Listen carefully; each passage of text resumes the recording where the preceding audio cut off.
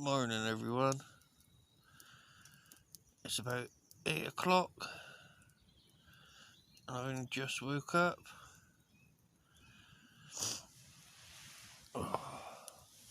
Slept alright. Wasn't exactly the best of sleeps, but I slept alright. Wasn't cold at all. I just didn't sleep the best. One of those things when you go camping. It's not always the greatest night's sleep, but it's alright. I hope you've enjoyed the episode so far. It's been fun making it. As you've seen yesterday, like earlier in the video from yesterday, I made some pine pitch glue, put up a shelter, which I had to change into I can't bloody remember what it's called now, half a pyramid type shenanigan with a floor. I'll show it when I get out. I don't know, it was alright. I've got a fire going already, my water's on, I'll spin you around and show you. Yeah, got my fire on already with some hot water on, so I can have me a brew. Got a good old brew, haven't you?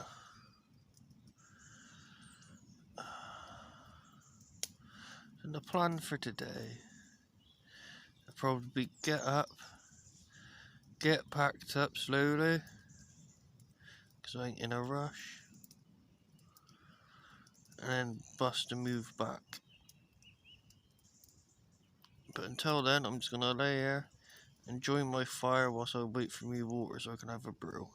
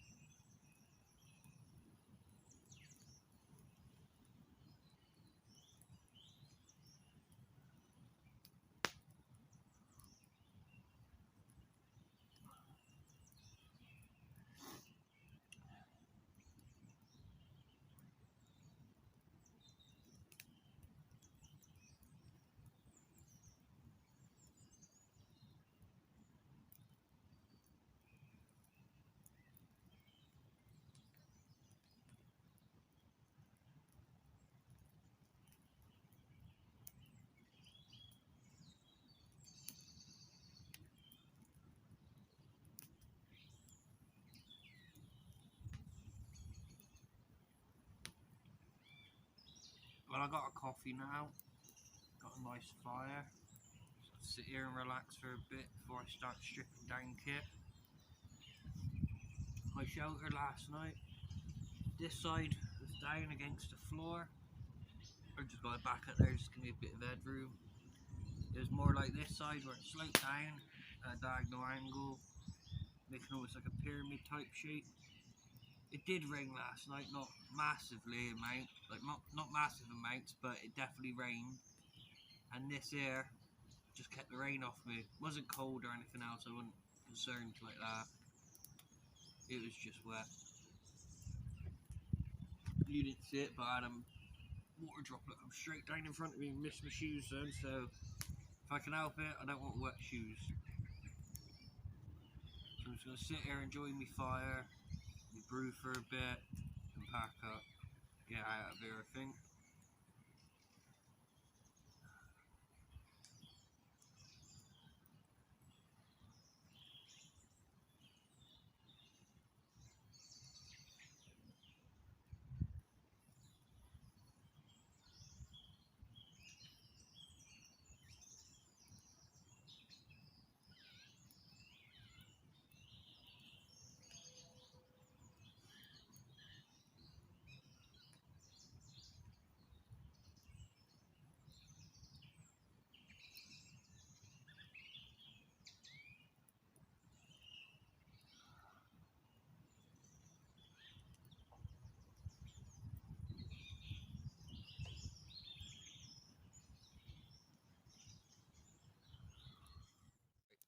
What I wanted to talk to you guys about and show you is this new style of blade that, well, I wouldn't say new style, but it's new for me. Different style of blade that I'm using. One that I've started to shape and make myself.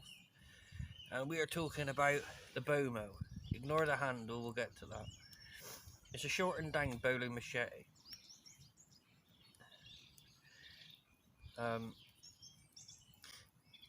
This all was blade originally, all under here to about here, and then you had the handle. Well, I cut it off and then cut a tang out. It works absolutely great. Does well for chopping, like how a machete would. Like, it's still got all the weight at the front, so you can really hack down into things. I'll probably do a little show in a bit. But at the same time, I've got a nice bit of edge control down here, so I could still do my fine shaving and whittling. I got the idea off Don A. Dust on Paleo Track Survival. I had an old machete laying about. He did it, and I thought, well, I got a machete, basically blade that I don't actually use because for me it's a bit pointless having a full-on machete. So why not make it into something more useful? I had the machete probably just sat around for the best part of 7 years, just sat there. I had no handle on it, it was just a blank. So I cut it down to size, made it useful, put an edge on it, wrapped the handle with some leather and used some Gorilla Glue, just so it gives me something to purchase on shoe for the time being whilst I decide and work on what I want to use for the proper handle material, which I'll probably do wood at some point. I just got to allocate a pin press, not a pin press, a drill press, so I can drill the holes into it nicely, because I tried doing it with a normal drill and it just didn't work for me. So yeah, pretty much that's why there's a leather handle strap on there, but to be honest, it don't slip out of hand. The leather feels good, it's comfortable, it's got a little bit of cushion into it, so when you chop in, it don't necessarily produce shock into your hand as much because the leather takes a little bit of it, which is nice. But the shortened machete, the Bomo, job does well. I'll put in some chopping clips and probably some feather making clips in them. So we'll just go over chopping. This bit's a bit wood, rotten, but it'll still serve its purpose.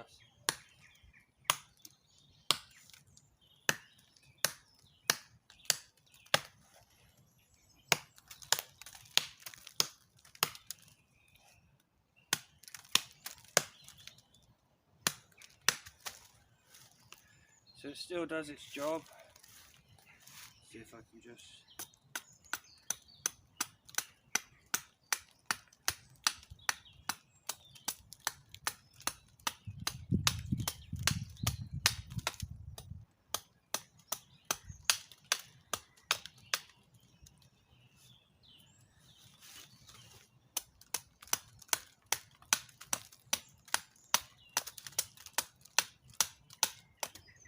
As you can see though, this bit of wood is pretty rotten still.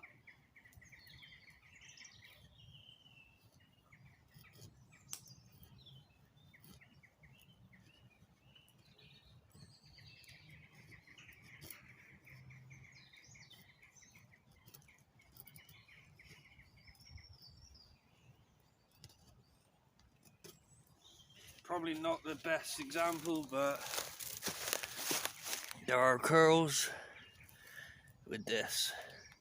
Obviously this wood's a bit rotten and a bit damp and everything else. So I'm not surprised that it didn't work as I'd hoped, but as you can see, it does the job. With drier wood, it does the job a lot better, obviously, but it is what it is. This is what I got, and that's the wood I use. As you can see, it is usable, and it is very good at the task that I need it to do. Now, not everyone would find this helpful, or would find it useful for themselves, but for me and what I like to do, this is perfect. It's got a decent sized edge to it. Like I say, it's got the weight to chop, so I've been using this instead of a small hatchet. I still take my big my big trekker's axe, but as a small hatchet, as a small little, well, I say small, it's pretty big. Like if I put my hand out to it, so yeah, there is a pretty big knife. But it works and it does the job really well. And it's just somewhat quick, rough, and gruff like so. I'm not too worried if, as I'm chopping this, it's into the ground at this edge or whatever. That ain't really that much of a concern. Whereas obviously if I was to use some of my other knives, it wouldn't be the same. It's like that's got better chopping capabilities than my Garberg, for instance. Like if I hold them up in size difference, you can see the difference. So this, I could do all the same tasks that I could do with this. I might find them a little bit easier with this, but I could still do them with this. But with this, I can't chop like I can with this. So there's trade-offs. Like you could go, oh, but when you bring an axe, bring a saw. Well, I have got a saw with me. I've been using that as well to process firewood. But when there's like little things like delimbing branches and things like that, this is in a league of its own compared to this. So there are trade-offs. It's picking what knife's best for you. Like I say, for me, this is really quality. This is good. Like I can carve and do all my whittling and everything else, but I can't chop like I would with this. So even with this, I've used it to clear a brush path and everything so I can get in and out places. Where with this, I wouldn't even think about doing it. So once again, there's trade-offs. Depends on where you live, the type of stuff you do. Obviously, if you're just doing nothing but wild camping, and you're up on the mountains or something, like Penny Fan, even if you say you're walking along the Mendips or anything like that, this is going to be a bit overkill. In fact, this would probably be a bit overkill, but this would be more reasonable than taking this. So there's trade-offs. In a woodland, I would prefer this all day long. Chopping capabilities, I can still feather stick and everything else. Obviously with this I can't. So, like I keep saying, there's trade-offs to what you want. Personally, I like this more, but I like the feel of this better in the handle. Obviously, because this is a proper handle.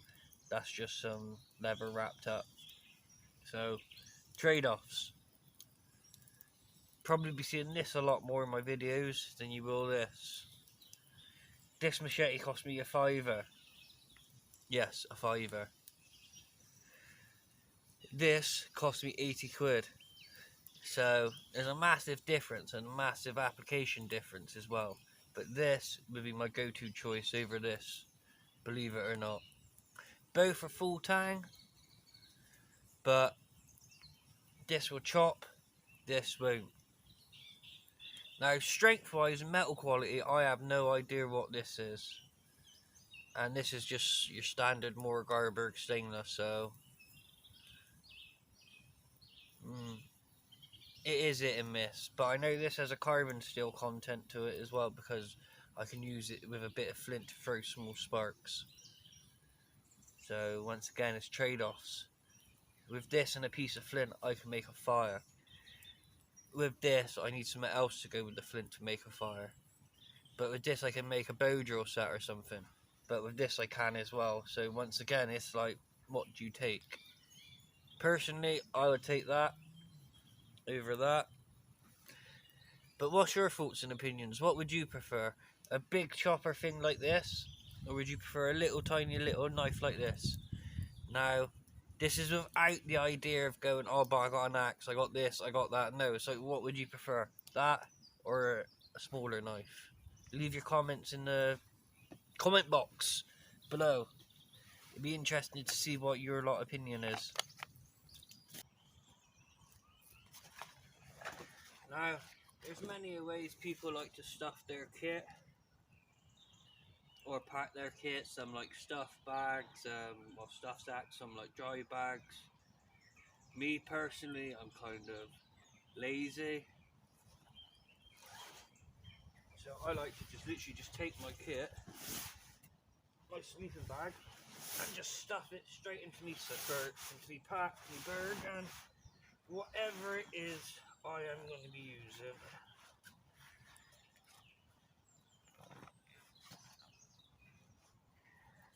And for me, that's the way forward. That's how I've done it for absolute years, is just stuff it into the bottom of my pack. Then I'll put everything else on top of it. So my little pillow will go in there.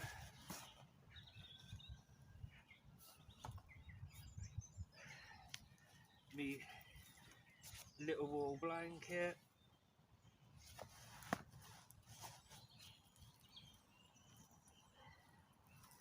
My sharapé.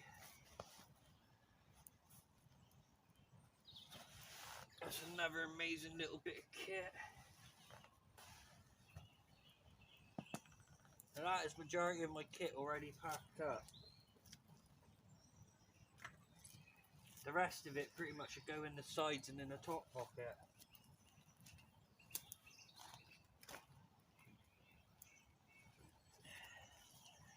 Chuck my food sack, my dirty socks in there.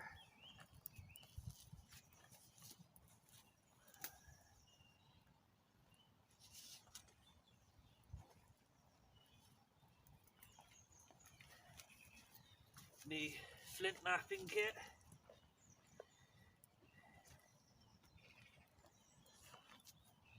Yeah, I did a bit of flint napping last night. Nothing major, just knocked some flakes off a rock to make a small hand axe with.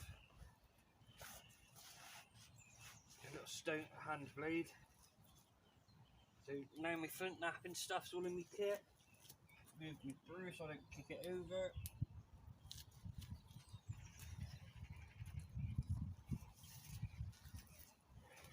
Leather leg pad, some more flint in a little pouch I made that I got to finish.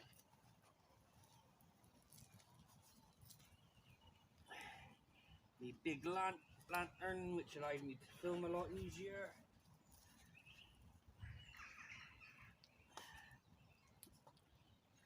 Last but not least, the tinder pouch. Tiny little bit of birch bark.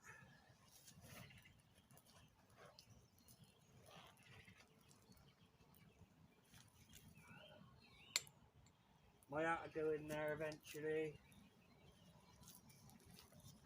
My knife.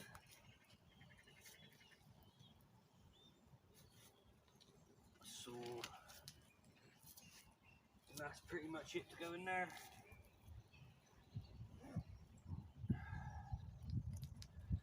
Because I thought I'll get me basher go in there as well. Just at the moment, there's no need for it to be put in there.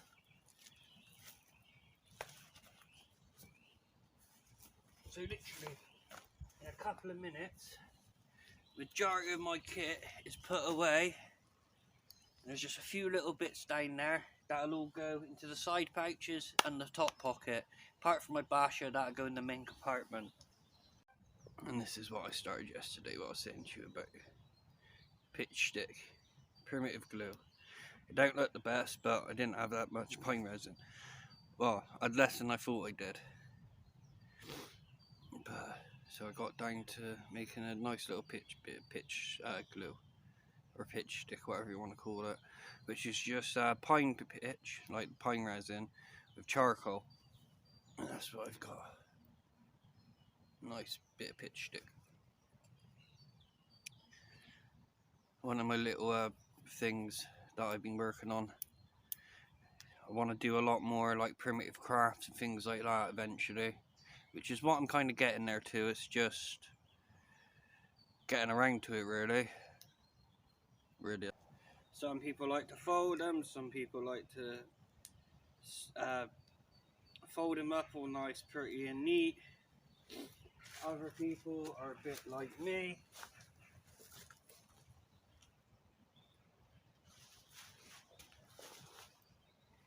In the aspects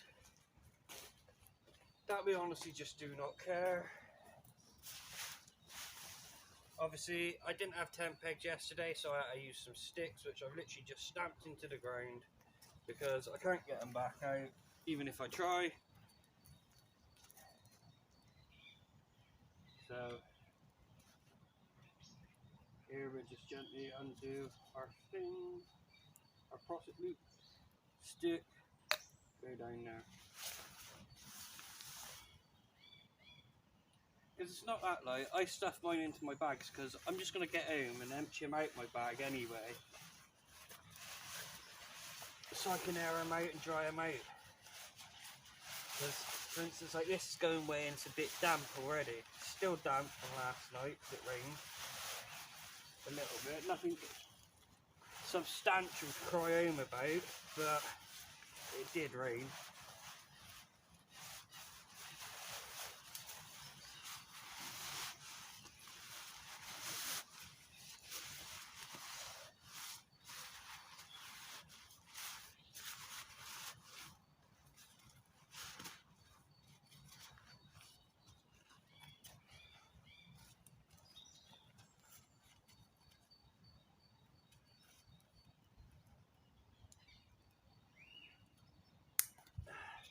So there's our basher put away. Now it's just to undo our loops and everything. Yeah, that bag will be coming back with me, don't worry about that. I don't know why you can see this, but it should be alright. Here I just did a torque hitch, line hitch thingy-mabob. Worked well. Now I come all the way back at this end. Whilst I'm doing this, I'll collect me profit loops. So you should be able to see that.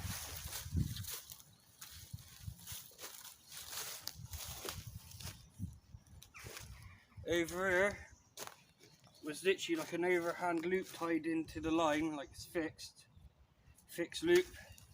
And then all I do is wrap it around the tree like such, poke a tail end through, put a stick down representing my finger, and then that tightens up, self-locking. So when I come to take it down, it's dead easy. I just pull out a stick and that's it, my ridge line comes down. So then that way I haven't got to faff around trying to pull all my line through the oop that I've done, because it's already there basically, ready to go. It's already done, just pull the stick and it drops. The other one you can do at the other end is a trucker's hitch, which is one I'd use as well.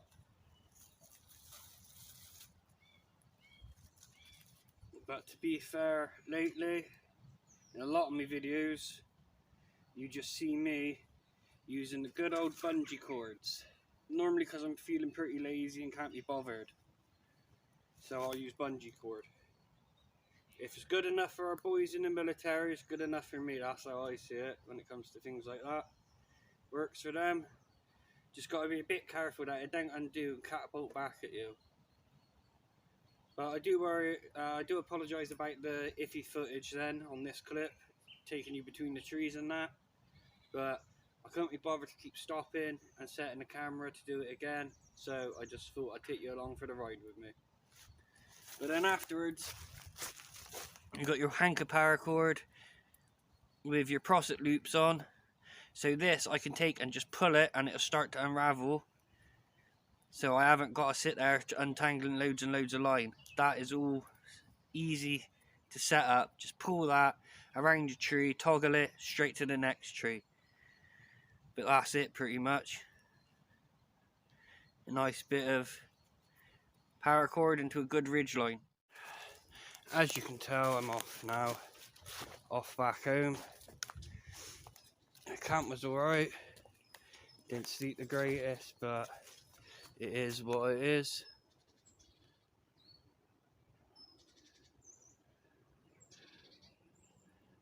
Lovely little stream, or brook, or whatever you want to call them. In America you call them creeks.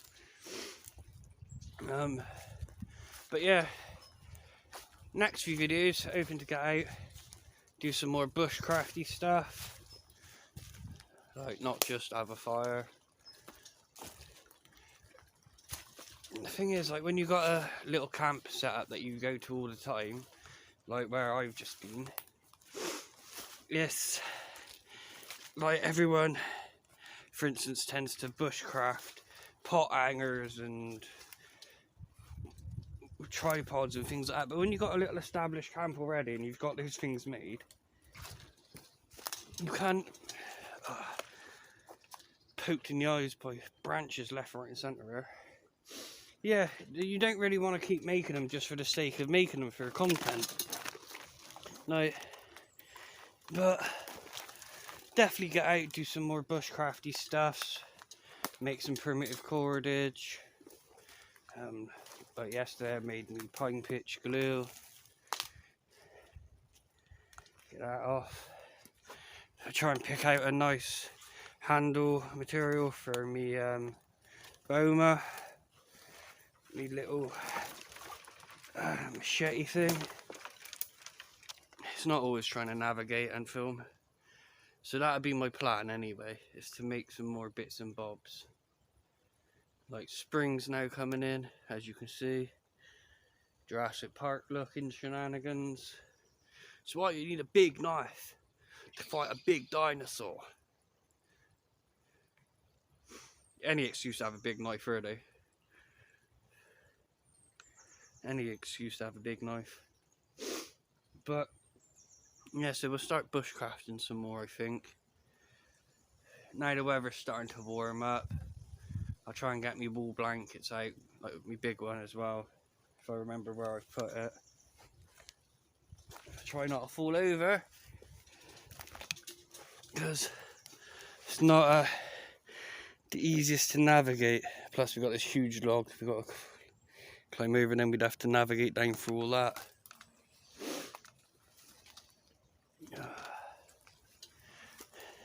Let's spin you around and you can see what I'm looking at, yeah?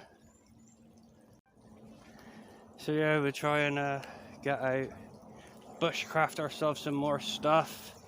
Now it's starting to warm up a little bit, and I'm not just getting up here and just getting a fire going just so I can have some warmth, get me brew going. We'll start taking our time, we'll start doing our bow drills and things like that. Been working on a hand drill kit and tested it. It's alright, just need a longer spindle. And yeah, we're just going down to the bushcraft route. Do a bit more primitive stuff, stone tools and things like that. That's the plan anyway. Just at the moment, being winter and I don't get out to camp as much as I used to, I just use it more for rest and relaxation, shall we say, rather than getting out and practicing the skills. But that'll be coming soon. That'll be coming soon. And there's things like this you don't want to camp under. That's a widowmaker. But I gotta pass underneath it. But if you look, I can get underneath it a bit better. Right, there I think it is. Got King Alfred fruitcake. I think that's what's called. Or crumple fungus, tinder fungus. There's another couple on here. Great for fire starting. Take an ember quite nicely, or a spark. You can blow it into flame with a bit of like a bird's nest type material, like grass. A bit like what I did yesterday with the flint and steel, with the char cloth and the bird's nest, basically. But you can use them instead.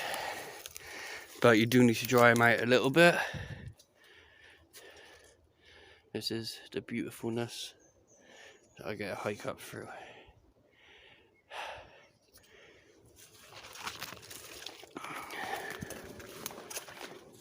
Right, over there, it's all deep mud. When it's dry, that's the way I'll walk up straight that way. But as it's about 6 inches deep in mud, and I've only got mocks on, not wellies or boots, I'm opting to go down into this little creek, ravine, and at the other side. So I thought I'll take you along with me. This side's not too bad to get down, but getting at that side can be a bit of a nightmare. Sorry about the shaky footage. I'm doing what I can. And I'm up. And now this is where we start getting into the stuff where generally people walk their dogs and things like that. There's a trail that goes along that way, just on the other side of that tree, if I can find. Not this tree, that stump there. That's my fingers on. The other side of that's a footpath. So now we're going to head off this way. That's what I mean. All that there is just bog and mud. I don't want a wet muddy foot today. Not if I can help it. And then off we go this way.